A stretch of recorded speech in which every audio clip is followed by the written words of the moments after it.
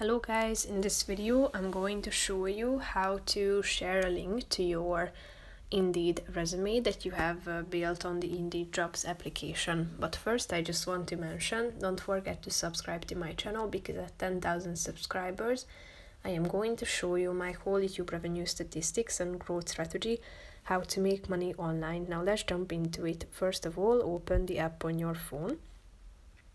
After that, you should tap on this menu icon in the upper right corner of the screen. Then click on Profile. After that, click on Indeed Resume. Tap on this More button next to the private icon at the top. And here you can find the Share a Link to My Indeed Resume button, which is the third option. So tap on it.